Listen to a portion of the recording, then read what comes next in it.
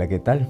Soy el pastor Joel Flores. Bienvenido a un comentario más de la Escuela Sabática aquí en el canal de YouTube, donde estamos estudiando las dos cartas de Pablo a la iglesia de Corinto, con un mensaje importante que sigue siendo igual o incluso más relevante hoy que hace unos 2000 años atrás. Hoy nos toca la lección número 7, un retrato del amor. El versículo principal se encuentra en 1 Corintios capítulo 13, versículo 13.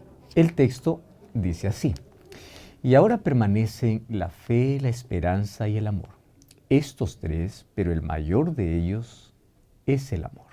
¿Alguna vez has amado a alguien de verdad y aún así le has fallado? Has intentado ser paciente y terminaste explotando. Te has prometido a ti mismo a ser mejor, más generoso, más comprensivo y al día siguiente volviste a ser el mismo de siempre. Si es así, entonces 1 Corintios 13 no es para hacerte sentir mal, pero sí para mostrarte algo que quizás tú no habías visto. El amor es el tema más mencionado en las cartas de Pablo. Y esto no es una casualidad. El verbo griego agapao y sus variantes aparecen más de 135 veces solo en las cartas paulinas. Y esto equivale a casi la mitad de todas las ocurrencias en todo el Nuevo Testamento. Pablo sabía que sin amor, todo lo demás, ya sea los dones, el conocimiento, incluso el sacrificio, pierde sentido completamente. Por eso lo deja claro en el versículo para memorizar, o en el versículo principal que acabamos de leer. El contexto de este texto es Pablo escribiendo a una iglesia en Corinto que tenía todo, dones espirituales, sabiduría, tenía líderes influyentes, pero que estaban destruyéndose por dentro. ¿Por qué? Pues había divisiones, había orgullo, espíritu de competencia. Era una comunidad brillante por un lado, pero rota por dentro, quebrada por dentro. Y Pablo no les da una lista de reglas que hacer. Les habla de algo que puede restaurar, el amor. Y resulta que ese amor no es un sentimiento. No es lo que sientes cuando ves a alguien que te gusta. No es el amor de las películas ni de las canciones románticas.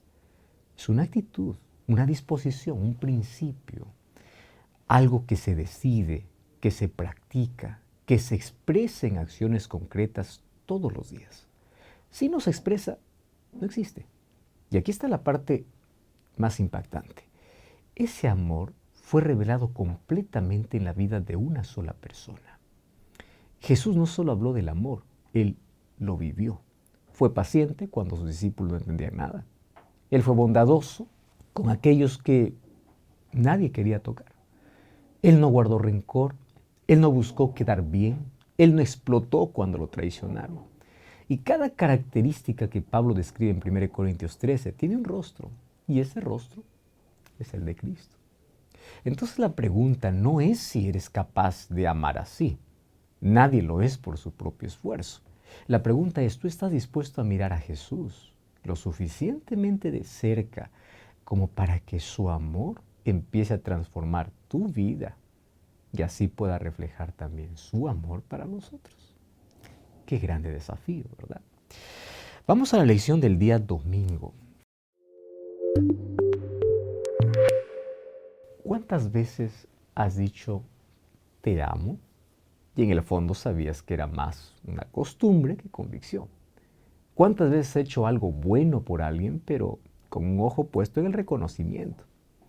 ¿Cuántas veces has confundido el cariño, la simpatía o la compasión con amor de verdad? Si tú te fijas con atención, verás que en este capítulo 13 de 1 de Corintios, Pablo aclara que las lenguas, la profecía, el entendimiento, la ciencia, la fe, la generosidad, nada de eso es inútil en sí mismo.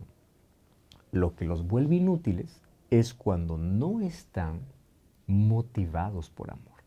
Es decir, el problema no es lo que haces, el problema es desde dónde lo haces, qué te motiva a hacer. Cuando vamos a 1 Corintios capítulo 13, versículo 1, Pablo es claro al registrar y decir, si yo hablase lenguas humanas y angélica si no tengo amor. Vengo a ser como metal que resuena o címbalo que retiñe. Pablo no está atacando los dones espirituales, lo está poniendo en perspectiva y esa perspectiva cambia todo. El amor del que habla aquí no es afecto, no es una bondad natural, no es simpatía, es una gracia concedida por el Espíritu Santo. Es la motivación que Dios pone en nosotros para actuar con caridad, con virtud, con bondad genuina. Es entrega total de acciones, de sentimientos, pensamientos a Cristo y al prójimo. Ahora, no es parcial, es total.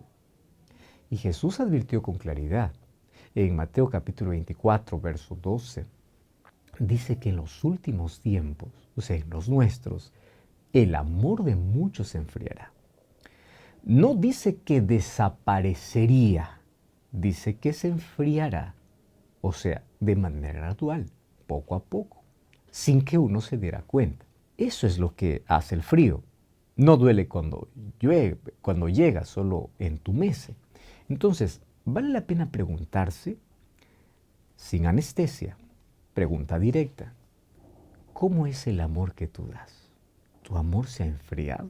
No en términos generales, sino en tu casa, con tu familia, con las personas de tu iglesia, con tus vecinos. ¿Sigues eligiendo a las personas aunque no lo agradezcan? Hoy no tienes que tener todo listo, todo resuelto, pero sí puedes hacer una cosa. Pídele a Dios que no deje que tu amor se enfríe. Una oración honesta ya es un acto de amor. Y por allí hoy puedes comenzar. Vamos a la lección del día lunes. ¿Te ha pasado que conoces bien lo que debería ser el amor, pero en la práctica eso te resulta imposible? Sabes que la teoría de memoria, pero en el momento de aplicarla, todo se complica. Teóricamente, argumentativamente, sabes. Pero pasar de la teoría a la práctica, pues es un paso gigantesco. Y ahí es donde nos complicamos. Porque muchos leen 1 Corintios 13 y en vez de inspirarse se frustran. Y sabes, esto es normal. Es exactamente lo que Pablo en su momento probablemente quería generar. Porque el centro de 1 Corintios 13 está en los versículos 4 hasta el versículo 7. Pablo no define el amor como un concepto abstracto. Pablo describe el amor con verbos, con acciones, con comportamientos concretos. Porque para él el amor no es lo que sientes. El amor es lo que tú haces.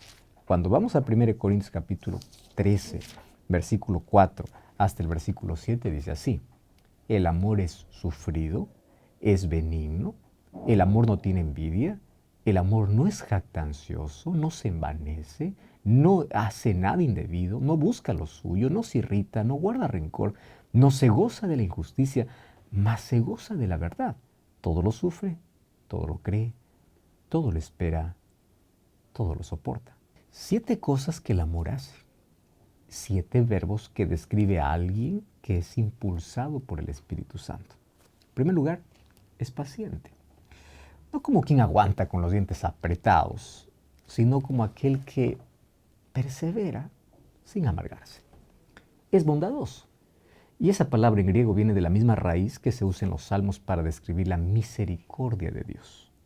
Amar con bondad es imitar a Dios en la manera como nos trata. Se alegra con la verdad, es decir, experimenta alegría real cuando algo bueno le ocurre a la otra persona. Todo lo cree, no en el sentido de ser ingenuo, sino de dar el beneficio de la duda. Todo espera con confianza de que algo bueno vendrá. Todo lo soporta, con la misma raíz que describe a Jesús soportando la cruz. Cuando lees todo eso junto, te das cuenta de que esto no es una lista de metas personales. Este es un retrato de alguien. Y ese alguien no eres tú todavía. Pero puede serlo. Puede serlo con el tiempo, con la gracia, mirando a aquel que es amor a Cristo. Entonces hoy podemos preguntarnos, ¿cuál de estas 7 actitudes es donde más nos cuesta? No en general. Hoy con las personas que están alrededor de ti, ¿qué cosa es lo que te cuesta demostrar? Esa es la que más necesitas trabajar durante esta semana. Y puedes comenzar haciéndolo primero de rodillas y luego con las oportunidades que Dios te presenta durante cada día. Vamos a poner el amor en práctica. Comencemos hoy. Vamos a la lección del día martes. ¿Has conocido a alguien que habla mucho de amor, pero que en la práctica es uno de los más difíciles de tratar?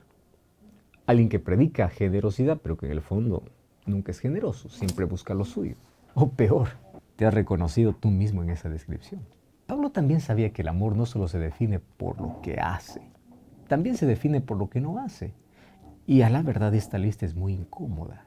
Ayer vimos 7 cosas que el amor practica.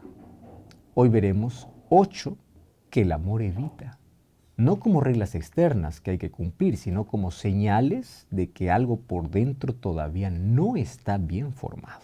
1 Corintios 13, 4 al 6 dice así: el amor no tiene envidia, el amor no es jactancioso, no se envanece, no hace nada indebido, no busca lo suyo, no se irrita, no guarda rencor, no se goza de la injusticia.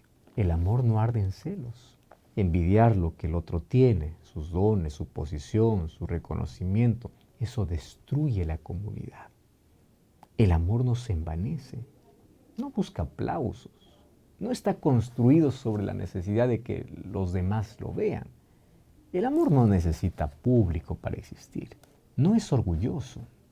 1 Corintios 8:1, Pablo ya lo había dicho, el conocimiento envanece, pero el amor edifica. Alguien inflado de autoimportancia no puede amar de verdad, porque ocupa demasiado espacio consigo mismo.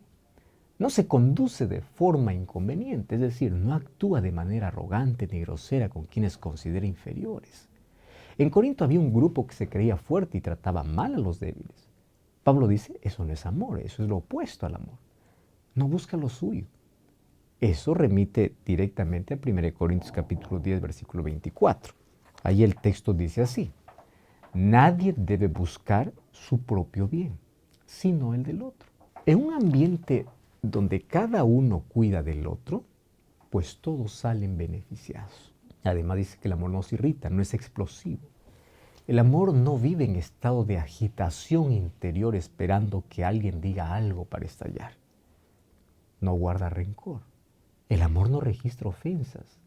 No tiene una lista mental de todo lo que el otro ha hecho mal. El amor perdona y no archiva. Y no se alegra con la injusticia. Cuando alguien falla, el amor no siente satisfacción. No dice, te lo dije, te lo merecías. No, busca ayudar. No quedar bien teniendo la razón. Entonces hoy podemos preguntarnos, ¿cuál de estas 8 cosas estamos haciendo sin darnos cuenta? Ahora, es solo cuando le pedimos a Dios que el Espíritu Santo nos ayude a reconocer estas cosas en nuestra vida, es allí donde comienza el cambio real. Hoy podemos pedir que Dios nos ayude a identificar y que Él pueda generar ese cambio. Vamos a la lección del día miércoles. ¿Has intentado alguna vez leer 1 Corintios 13 y en vez de sentirte inspirado, te sentiste derrotado? Como si cada versículo fuera un espejo que muestre exactamente dónde fallas. Como si ese estándar de amor fuera demasiado alto como para alguien como tú. Y a la verdad esa frustración tiene sentido y creo que Pablo incluso lo anticipaba.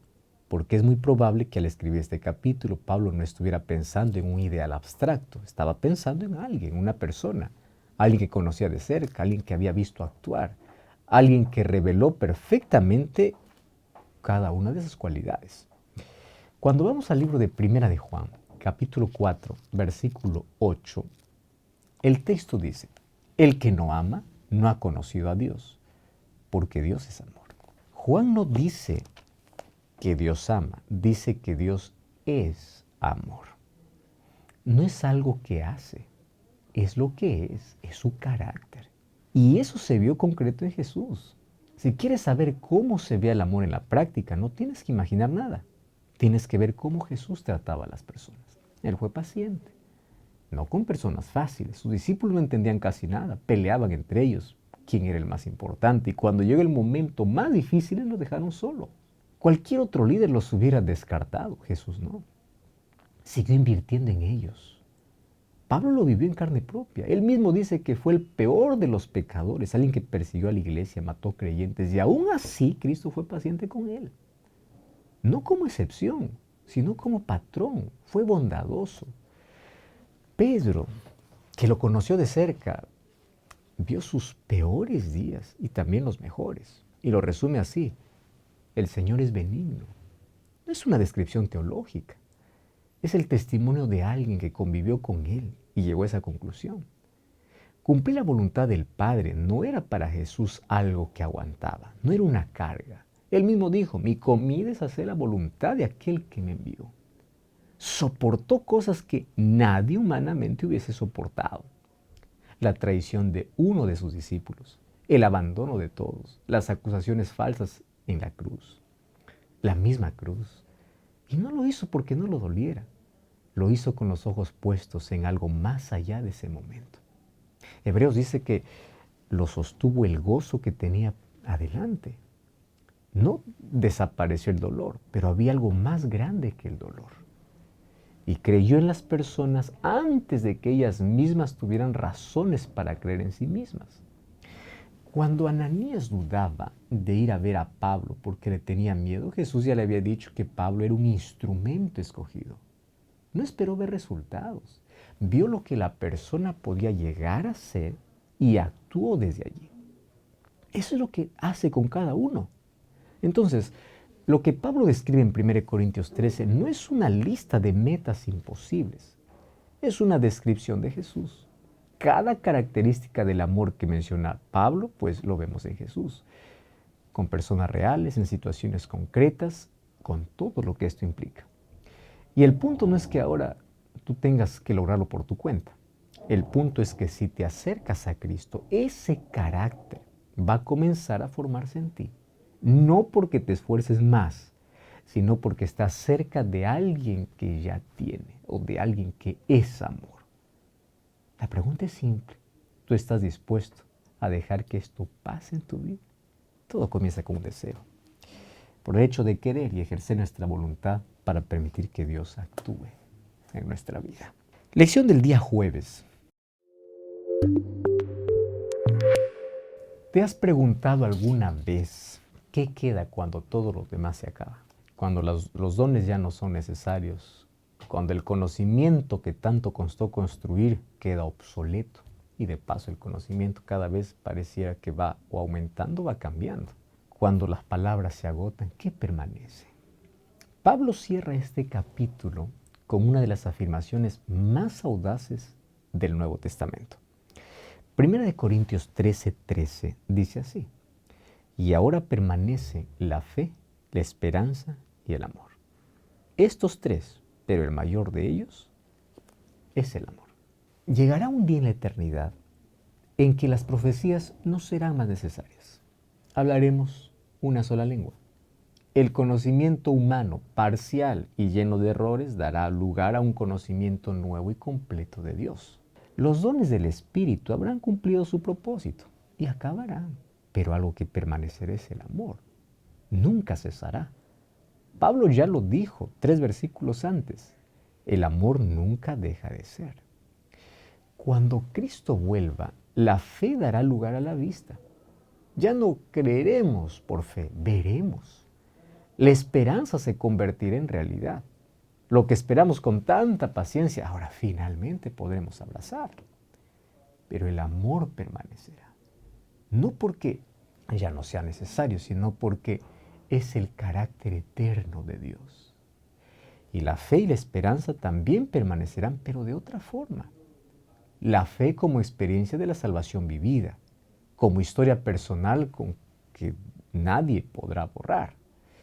Ambas marcarán para siempre la experiencia de los redimidos, pero el amor es el mayor, porque el amor no solo describe lo que Dios hace, describe lo que Dios es. Y ese amor durará para siempre. Hasta ese día, nuestra vida debe ser definida por 3 cosas: fe, esperanza y amor. No como conceptos teóricos, sino como una forma concreta de vivir cada día. La fe que confía aunque no entiende. La esperanza que sostiene aunque duele. Y el amor que elige aunque cueste. De los 3, el mayor es el amor. Porque es el único que al final de todo seguirá siendo exactamente lo que siempre fue. ¿Qué tan central es el amor en la forma en que estás viviendo hoy? ¿Será que estamos necesitando estar un poco más cerca de Dios?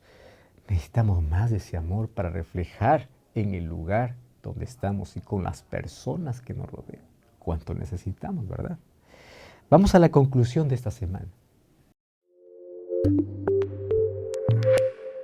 Esta semana recorrimos uno de los capítulos más conocidos de la Biblia y descubrimos que es también uno de los más exigentes. El amor del que habla Pablo no es un sentimiento que va y viene como un estado de ánimo. Es una actitud que se decide, una gracia que se recibe, es una disposición que se practica todos los días en las situaciones más ordinarias. Vimos lo que el amor hace: es paciente, es bondadoso, se alegra con la verdad, todo lo cree, todo lo espera, todo lo soporta. Y vimos lo que no hace: no envidia, no se envanece, no guarda rencor, no explota, no busca lo suyo. Cada una de esas características no es una meta abstracta. Es el retrato de una persona real que caminó por esta tierra y demostró con su vida. Ese retrato tiene un nombre y es Jesús. Y es la noticia más importante de esta semana. No se te pide que alcances ese estándar por tu propio esfuerzo, porque nadie puede. Se te invita a acercarte a Cristo, a aproximarte a Él, tan cerca de Él, lo suficiente como para que su carácter comience a formarse en ti. El amor no es el destino al que llegas después de mucho trabajo. No, es lo que crece en ti cuando te quedas cerca de Él, cerca de Cristo. La fe pasará a ser vista, la esperanza pasará a ser realidad, pero el amor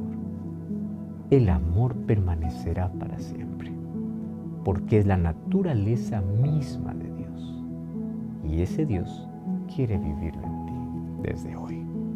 Hoy tú puedes comenzar a demostrar y a reflejar el carácter de ese amor puro, imposible con tus fuerzas, mas por la gracia de Dios, al aproximarte a Él, tú puedes reflejar ese carácter. ¿Es un desafío? Lo es. Sin embargo, la posibilidad de que podamos nosotros también reflejar ese amor no está distante. Está a una corta distancia de comunión, de oración, de entrega y de aproximación a Cristo. Podemos orar. Gracias, Señor, por tu palabra. Y gracias porque en ella encontramos el deseo que tienes para nuestra vida. Fuimos creados con un propósito: darte gloria, reflejar tu carácter. El pecado manchó, nos volvió egoístas. El pecado quitó aquella naturaleza perfecta. Mas tu gracia puede restaurar en nosotros todo lo que el pecado dañó. Queremos reflejar una vez más tu gloria, tu carácter. Y ese carácter es el amor. No un amor basado en sentimentalismo, un amor puro, basado en acciones concretas, demostrando a Jesucristo a través de todo lo que hacemos. Toma nuestro corazón, acepta nuestra entrega y danos la capacidad de amar en la medida que nos aproximamos a ti. En el nombre de Jesús. Amén. Qué bueno compartir contigo una vez más el comentario de Escuela Sabática. Busco una iglesia adventista el séptimo día y todos los sábados tenemos un espacio para poder estudiar esta lección en todo el mundo, en cualquier parte, en cualquier país donde tú estés. Te invito para que junto a tu familia puedan participar de esta lección. Dios te bendiga. Un grande abrazo. Nos encontramos en la próxima. Hasta la próxima.